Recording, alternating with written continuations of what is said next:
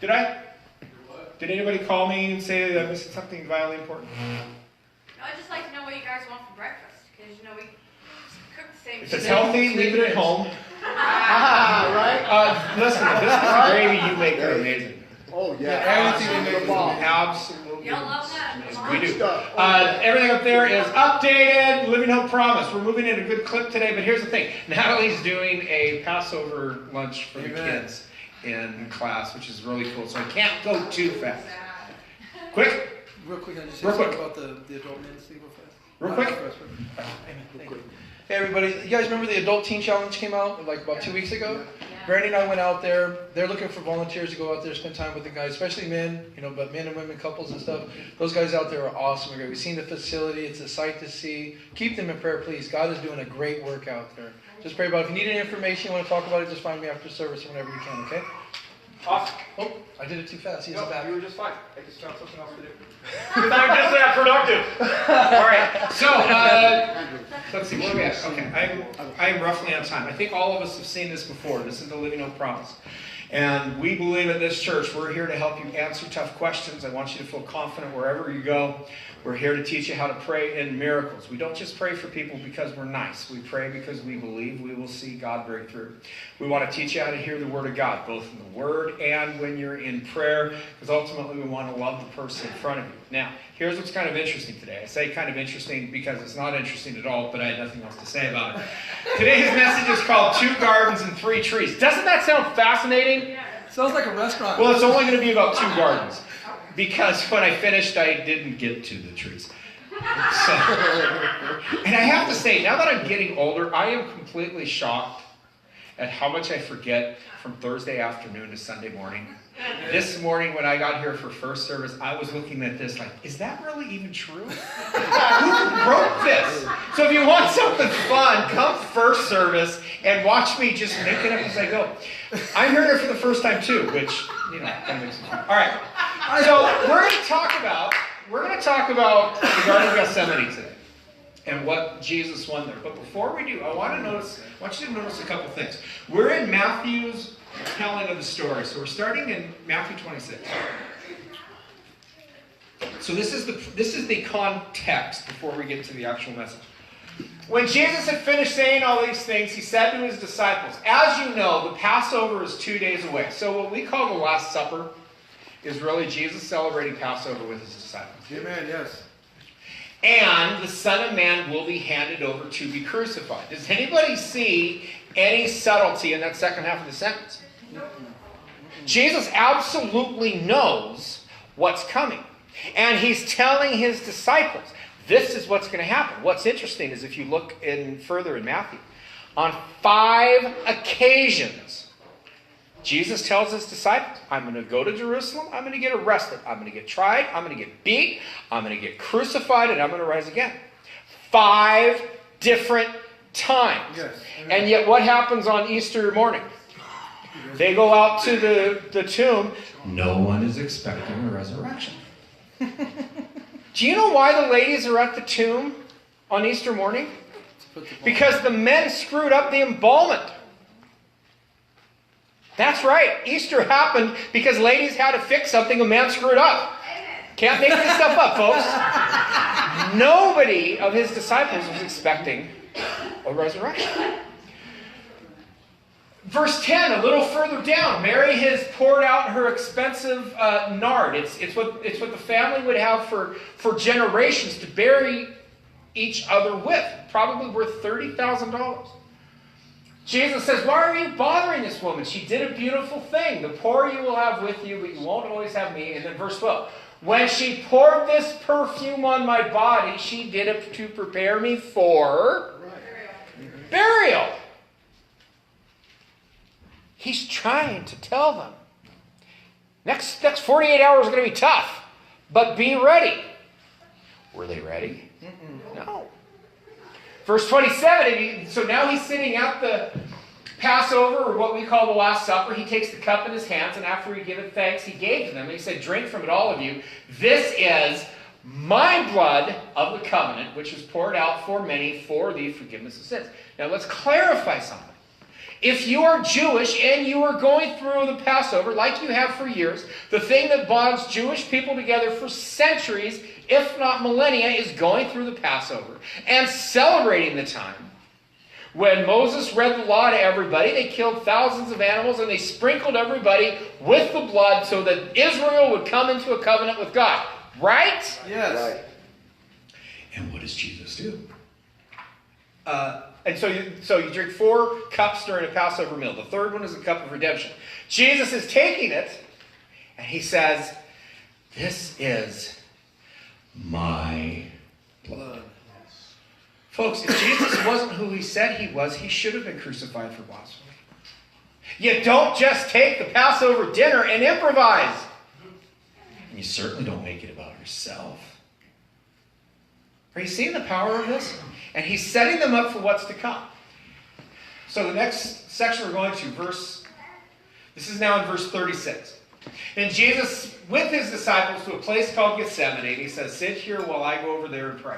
He took Peter and the 2 sons of Zebedee, those were James and John. They're probably cousins of Jesus.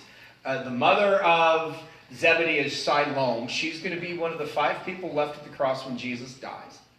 It's Jesus' aunt. So John and James are probably his cousins. Sons of thunder. And he began to be sorrowful and troubled. And he said to them, "My soul is overwhelmed with sorrow to the point of death. Stay here and keep watch with me." The expression "keep watch" just means pray. In Luke's telling of this story, Jesus becomes so overwhelmed that the capillaries in his forehead burst and blood is poured down with sweat. Yes. This is how much travail he's in. And going a little further, he fell with his face to the ground and said, "My Father, if it is possible, may this cup be taken from me." Now, what cup is he referring to? It's the sacrificial death he was about to entail. Knowing full well that the Jews in power hated him and would want it to be as excruciating as possible. Knowing that the Romans hated him and they would want it to be as excruciating as possible. By the way, excruciating, the second sound, crux, excru, that's from cross. Yes. Okay. So when you hear excruciating, the idea is that it's from the cross, or like the cross. And he says, is it possible? Is there any other plan? Have I missed any part of this? And that's where you see the human side of Jesus. Jesus was fully man. Jesus was fully God. Here he's being fully man. Is it at all possible? But now we're going to see him be fully God. And what does he say? "Yet, not as I will, but as you will." Then he returned to his disciples and found them sleeping. I am very comforted in the fact that every time you see the disciples in the Bible, they're either wondering about food or sleeping. Right? I can relate to that. Well taken care of. Well taken care of. That's right. "Couldn't you men keep watch with me for 1 hour?" he asked. "Watch and pray." Now, I want you to look at this very carefully. Yes. Jesus is telling them to pray, but notice what he says. "Watch and pray so that You do not. you will not fall into temptation." Yes. Now, let's be honest for a second. If I was going through the cross, would I call the prayer team? Yeah. Would I call all my friends to pray? Absolutely. Would I post on Facebook, like and share, and God will bless you? No! I would never do that, because that's not how it works. Amen. That's not how it works. I just had to say that. Come on. But what would I tell the prayer team to pray for? I'd say, pray for me! Right? Yes. I have a hangnail I'm breaking out the prayer team and prayer cloths. But what does Jesus say to pray for? Pray that you will not fall into temptation.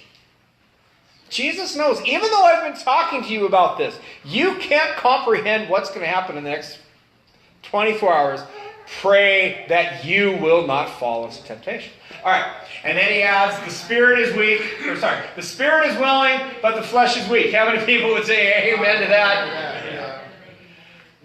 He went and prayed a second time. "My Father, if it's not possible for this cup to be taken away unless I drink it, may your will be done. So he does it again. He just asks a clarifying question. Do I have this right? May your will be done. And he came back and he again found them sleeping because their eyes were heavy. So he left them to sleep and went away one more time and prayed a third time, saying the same thing. Then he returned to his disciples and he said to them, "Are you still sleeping and resting? Look, the hour has come." Now I want you to notice something. Whoops. Whoa, that was a big jump. Keith, take me way back. I had my finger on the button, I think. Go, good. Forward. Forward. One more. Perfect. He says, "Look, the hour has come." Do you notice the hour that Jesus is always talking to is always about the death? This is when we see God at the clearest. Jesus on the cross, paying for our sins, praying for the people who forgave him. And the Son of Man is delivered into the hands of sinners. So everybody look over here for a second. I'm going to talk about the two gardens. Garden of Eden, Garden of Gethsemane. Technically there's four. Third garden is the garden where Jesus rose again. Because what did Mary say, or who did Mary think Jesus was? The vine dresser. The gardener. Gardener, yeah. Okay. And then what's the final garden in the Bible? In heaven. In heaven, yeah. All of a sudden you have the tree of life, and you have the river, and you have all that. That's the whole story of the Bible is wrapped up in four gardens. The garden where humans lost it, and then the garden where Jesus got it back. That's kind of what we're talking about today. So here's the first garden, Eden. And when you look at Adam and Eve, there's a couple things I want you to notice. Adam and Eve had everything. They were the managers for God. God said, "Let us make man in our image and let them rule." We're great at the first part. We're not so good at the second part. God empowered human beings to run the planet like he would. And then when the serpent came, the thing that was questioned was God's character. Friends, understand something. Satan has one job, and that's to get you to mistrust God. Because once you start not trusting God, you are starting down the path for him to make you eternally miserable.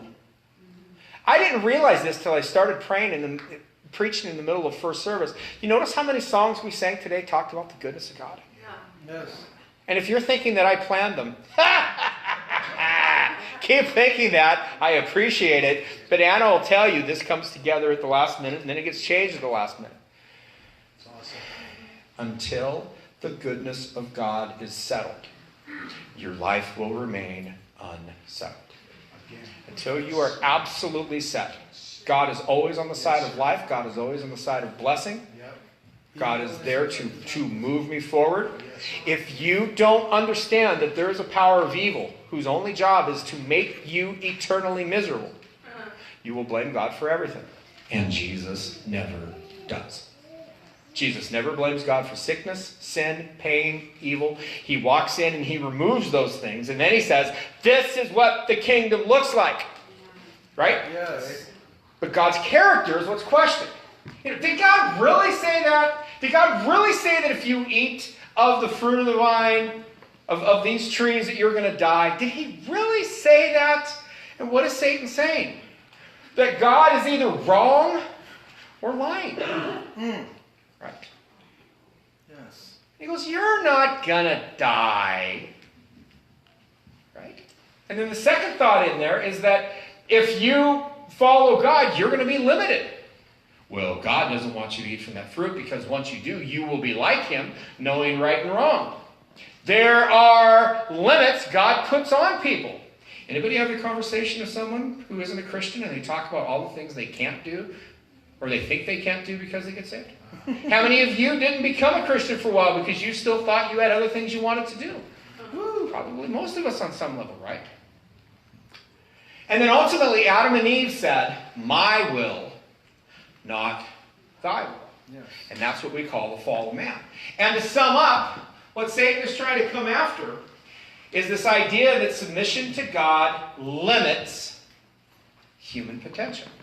Now think about something. What was the lie Satan said? If you eat from that fruit, you will be like God, right? Mm-hmm. What's the problem with that statement? They were like God. They already were. It's like when Satan comes to Jesus and he goes, "If you are the Son of God, throw yourself down." Jesus didn't have to throw himself down because he knew, I am the Son of God. Satan always wants to talk you out of what God has already given you. Come on, that's the truth. You live in fear, you live with no peace, you live with no joy, you live with a level of anxiety and panic. And Satan is trying to tell you that's what's real. No, what's real is you have Jesus inside of you. And inside of you, you have everything. Hello? Come on. Yes, come on. That's the truth. We just have to agree with what he gave us as opposed to with what the enemy's lied about. And the second half of it is, the first one is God, submission to God limits human potential. But the second thought is this: there are no consequences to independence from God. You shall surely not die. You're not going to die. How many people know someone who was doing a really good job of sobriety until they took another drink? How many people do you know who had a really good marriage until they accepted a friend request from an ex-girlfriend? Right. Whoa. How many people were doing pretty darn good financially, and they thought, you know what, things are going fine with me, it won't hurt if I go back to the casino one more time? Hello. How many people do you know who have very good relationships with people? Did I step on a toe back there? Sorry. How many people do you know who have very good relationships with people, and then all of a sudden gossip perks up again? And you did a really good job learning how to keep your mouth shut, and you decide, well, this isn't gossip, this is a prayer request. Right? God's judgment, when we say God's judgment, you know what that is? That's God allowing what we planted to come to bloom. God doesn't have to hover over people and judge them. He set it up pretty darn well. Mm-hmm. You make bad choices, it's going to come back. That's the truth. See, do you notice that even people who don't believe in the God of the Bible still believe in karma? Yes. And think about this. And whenever I'm talking to someone who believes in karma, I always ask a couple questions. Is karma created or is karma uncreated? Now, 90% of the people will not know how to answer that. They just believe it's just out there. It's just is. See, here's the question. Where does karma ever tell you what right and wrong is? No, it doesn't. Right? It just gets you. Yeah. Karma's going to get you. And if karma is so obsessed with moral behavior, how can you say it's an impersonal force? Oh, that's deep. Gravity is an impersonal force. If I drop this microphone, gravity doesn't care if I'm a nice guy or not. Right. It's completely impersonal. If I take the microphone and bang it against the ground to hurt your ears, karma's going to get me. Do you see the difference? God, what we call the judgment of God, because I know a lot of Christians are saying, God's going to judge America. No, God judged Jesus. That's where the judgment happened. America still sows and reaps. Yes. That's not going to stop. Come on, tell the truth. That's Okay? it. Yes. And that's what we're dealing with. If you want to write something down, write this down. I didn't tell it to first service, and boy, they needed it. Every human being is, right now, either saying to God, I submit to you because I need your help. I submit because I need your help. Or they're telling God to leave me alone. And at some point, you will receive whatever that is you want. If you want his help and you want to submit to him, he's absolutely there to help. But if you're living with an attitude that says, leave me alone, at some point God will. Yeah. Hell is a loving God giving people what they love most. Independence. Is that fair? All right. Now I've sidetracked, and well, Natalie will be happy to be for it with me because I won't get out too early. Everything for Natalie. Yeah, I know. Someone doing a Passover dinner for our kids. Yeah, I can. All right. So, but the bottom line is this. Adam and Eve chose to agree with their own brain power, their own ability to reason. Every human being will at some point say, how great is my God or how great is my brain? And don't ever let somebody say, I don't believe in religion, I believe in science. Science is the worship of human rationality. They have just as much faith as we do. They just have faith in scientists. And scientists have not always been on the right side of history, right? They agreed, that's right. They agreed with their strive for power. It would be good to be like God. They agreed with their comfort zone. Wait a second, this looks good. Do you know that all Adam and Eve had to do was just be thankful? And we'd still be running around naked in the garden? Don't do the math, but you get the idea, right? If the serpent came up and Adam and Eve would have just said, the serpent says, well, you can't eat from those two trees. And Adam and Eve would have just said, but guess what? I can eat from that tree, that tree, that tree, that bush, that tall coconut tree. I can eat from that one. And then growing out of the ground, there's a watermelon. And growing from a tree, that's an apple. And then if I dig, I find more food. And if I go to a river, I see fish. And if I go to a farm, the thought of wild cows just seems weird. But you get the idea, don't you? If all they would have been was just thankful. But what does Satan's come say? Right. Yeah, you get everything, but you don't got that one. And what do we do as people? Ooh, that one. That one. This is so much better than what first service got. I hope you guys know you're lucky. But the bottom line is this. God gave humans authority over the world, and humans gave their authority to a lesser God. Yes. This is the tough question I wanted you to get. When everybody says, why does God allow ... God doesn't allow that suffering. Adam and Eve allowed that suffering. And the analogy I use, if I give Andrew my car, Andrew sells my car to a drug dealer, and the drug dealer goes and uses my car to sell drugs. I, as a human, would go after the drug dealer to get my car back, correct? God went after his child. God did not go directly to the drug dealer. It would be like me then saying to Andrew, come on, Andrew, you lost it, you and I are going to go get it back. And so what does Jesus wind up saying to the disciples? The keys of the kingdom are given to you. You bind, you loose. And what you bind on earth, I bind in heaven. And I think a lot of Christians are just going, God, why don't you do something? And I think God is going, Christians, why don't you do something? Do something. Does that make sense? How many parents know at some level when you do for your child what they have to learn to do for yourself, you're not helping them. And it just got this really funny feeling. The American church is like a teenager whining to their parents that nobody took the garbage out.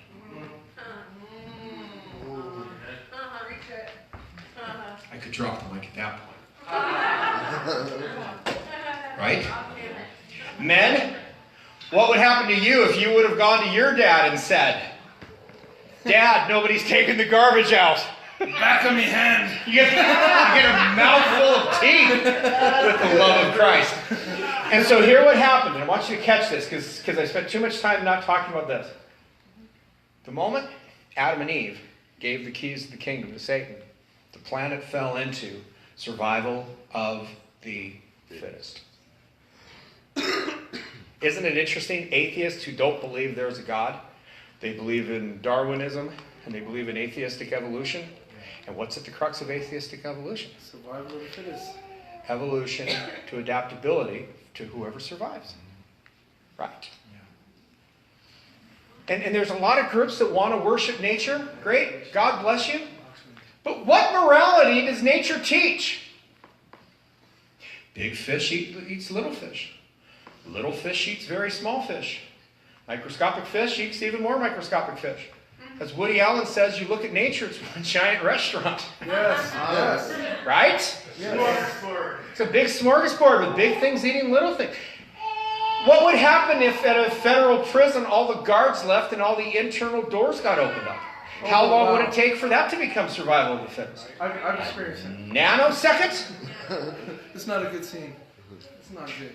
Adam and Eve, in their attempt to grab power, created what we call survival of the fittest. Are you interested to see where this goes? Yeah. Me too, because I already forgot from first service. So the first garden, let's review, had everything. They were God's managers. God's character was questioned. Did he really say that? He was either wrong or he was lying, and he was limiting Adam and Eve. And then ultimately Adam and Eve said, my will, not thy will. But in the second garden, Gethsemane, Jesus had everything in heaven. And what did he do? Left it. Light of the world, you stepped out unto the darkness. Open my, right? You talk about the pain of the cross. Let's talk about the pain when Jesus left heaven. Come on. Yeah. Right. And he left it all to win back God's managers. He said, I gave you my car and you sold my car, but let's go back and get it. His character, instead of questioned, was trusted. Now, it's okay for him to say, okay, God, do I have this clear? Just like when Peter got out of the boat. What did Peter say before he stepped out? Jesus, is that really you? Yeah. It's okay to occasionally stop and say, all right, am I hearing this correctly? But he came back to the conclusion that God's best is best. Folks, anytime you have a question about what should you do, go back to this. God's best is best. But then ultimately, he was setting Adam and Eve free. He wasn't setting limitations on them. Because he ultimately said, thy will and not my will. And friends, this is the crux of being a Christian. If you're still in a place where you have to go to the Garden of Gethsemane over different issues, your life will be frustrated. Can I tell you what almost every marriage counseling session is preceded by? One person in the couple saying to the other person in the couple, well, this is just the way I am. Don't expect me to change. And if you don't like it, leave. And that's what they try to do. Boy, it got really quiet. Okay. But what does the Garden of Gethsemane do? Garden of Gethsemane comes back to, not my will, but yours. In the desert, Jesus won the battle against the devil. In the Garden of Gethsemane, Jesus won the battle against human comfort zones and the demand to be safe. And Jesus turned, and I really hope this is the right slide because it'll be cool if it is. Jesus turned, oh shoot, okay, hold that thought for a second. It'll come up later. Adam and Eve were told submission to God limits human potential. Jesus teaches us submission to God sets humanity free for eternity. Jesus says, follow me, and if you agree with him, he leads you into the greatest freedom you can ever know. Satan says, follow happiness, and he gets you addicted to whatever makes you happy. That's the person who's really limited. Adam and Eve were told there's no consequences to independence from God. Jesus tells us there are no limits for those who are dependent upon God. I mean, think about this, folks. The more dependent on God you get, the more miraculous your life is. Amen. Oh, I can't believe I'm saying this. Believe it. Oh, boy. Just say it. Oh, boy. I like Nike. That's good. Somebody comes and tells me, you know what, I've never seen a miracle. They're telling me a lot about their life. It's usually someone who has a hard time depending on God. Not saying you're not saved. If somebody tells me I've never seen a miracle, that usually tells me they've never stepped out of the boat. They've never said your will and not my will. They've never become wholly dependent. Jesus says, if you seek first the kingdom, all of these things will be added unto you. If you take care of his kingdom, he's going to take care of your world. Now, he may have a different definition of needs than you do. Okay? An American on welfare is richer than 93% of the people on the planet. 99% of people who've ever lived. Okay? So let's Let's get a little perspective here. Exactly. Yeah. Wow. Okay. There's a reason most people who've ever lived on the planet died before the age of 35. Wow. It's called bitter starvation. So we are the 1%. I don't even know where that came from. All right. I know. There it is. And isn't it cool because Jesus changes it to survival of the fittest becomes submission to the Father. Your anxiety, your worry, your fear has everything to do with where you fit on the scale of survival of the fittest. I'm either high on the list and so I have peace, or I'm not high enough and I won't be happy until I do. Or you go, I am low on the list of survival to the fittest and so I am angry and I am depressed and I am anxious. Here's the good news. It doesn't matter where you are in life, anybody can do submission to the Father. And once you live with submission to the Father, He's going to be the one who gets to provide for you. Is that good news? Oh, amen. Great. And what does Paul say? For the word of the... Say it out loud. The word of the Cross. cross. Do you notice Paul doesn't say the word of the resurrection is foolishness? Paul never had to defend the resurrection. But what is he trying to get people's attention on?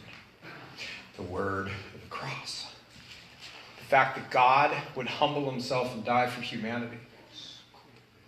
Joseph Campbell likes to talk about the hero with 1,000 masks. And he likes to say Jesus is one of them. Can I clarify something, folks? Jesus was not the hero who defeated his enemies. Jesus was the hero who was killed by his enemies, who then was praying for his enemies so he could spend all eternity in heaven with those who killed him. Now, he eventually defeated the ultimate enemy, which is Satan and sin. But he's not on the same plane. For the word of the cross is foolishness to those who are perishing, but to those of us who are being saved, it is the power of God. But we preach Christ crucified, to Jews a stumbling block, and to the Gentiles foolishness. Over the next month on all sorts of TV channels, you will hear all sorts of experts trying to debunk the resurrection. Jewish people to this day don't believe Jesus was the Messiah because they can't conceive of a dying Messiah. Power of God and the wisdom of God. Here it goes. Because the foolishness of God is wiser than men, and the weakness of God is stronger than men. Christianity is about a God coming and showing himself weak so that he could rescue those bound by the devil. But God has chosen the foolish things of the world to shame the wise, and God has chosen the weak things of the world to shame the things which are strong. And everybody said amen, who has found himself at times both foolish and weak. Amen? Yes. Thank you, Jesus. Went too far. And of all of my Seanisms, this is about my favorite. Your destiny begins in Gethsemane. Your destiny begins in Gethsemane. Your destiny begins in Gethsemane. The quicker you get past the questions, is there any other way? And the quicker you get to, your will be done, not mine. The quicker you walk into everything God has for you. The quicker each person in a married couple says, Lord, your will, not mine. The quicker the marriage gets better. The quicker you are able to say, God, your will and not mine. The quicker you're able to have better relationships with absolutely everybody. Your destiny begins in Gethsemane. Amen? Amen? Lord, in your name, we are just grateful that we can choose you hourly and daily, and we say with Jesus, not my will, but yours. Not my will, but yours. And Lord, we just thank you in advance for all that you're doing. And everybody said? Amen. God bless you guys. I got to take off because I'm heading to Seattle. My spiritual mom died this week, and I'm trying to see a couple of her kids before I go to my conference. So I will talk to you guys soon. And if you have kids in Natalie's class, you can take the time getting over there. I think she's probably still working. God bless you guys. Bye. Still having trouble sleeping. At least you got a sweet ride for the trip. Thanks, David. Good to see you. Vital.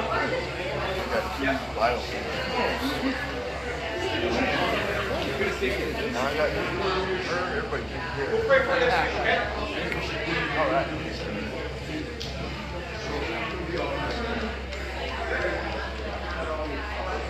Sean, still running?